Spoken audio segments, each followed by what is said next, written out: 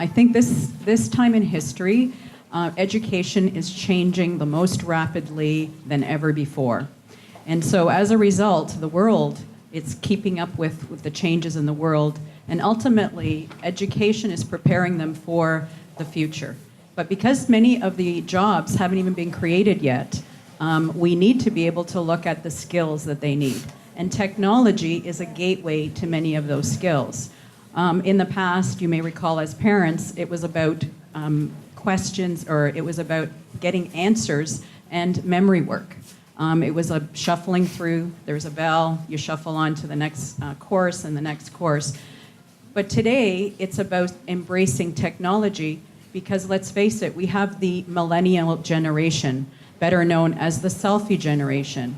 They're attached to their technology, and it's important for us as educators to be able to embrace that and get them to use that technology in the best way that they can, to explore and to problem solve and to go deeper into issues, but most importantly, to look at the 21st century skills that are needed.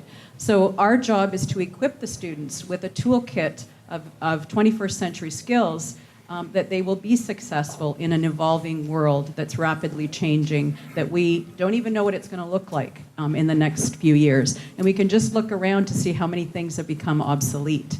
And things that we thought, were going to last forever have disappeared. And Tesla's remarkably moving into the electric car. We didn't think that was going to evolve. Robots are taking over many of the jobs, and with nanotechnology, there's more and more things that are happening that are smaller and tinier and able to fit into a phone, et cetera, et cetera. So one of the things that schools, and especially private schools, do is really invest in that technology. So most of the schools have wireless infrastructure where you can have more than one device because that's engaging. It's about exploring and not just looking at one discipline, going to one class and learning science.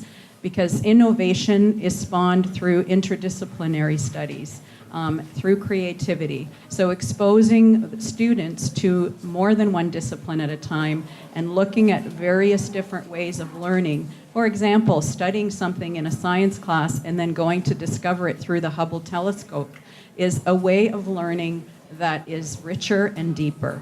And it's very important for schools to embrace that, and private schools do that in a huge way. At our school in particular, we have launched Innovation Time. So what it is an hour and a half, an hour and 40-minute block once a week where a number of disciplines come together, and it's very project-based. They bring their technology and they research. So we start with a big idea, and they work in teams to fulfill a need or to find ways to make things better. So it's rewiring the thinking, and it's not just the rote memory and questions. It's about asking, it's about asking questions and exploring deeper.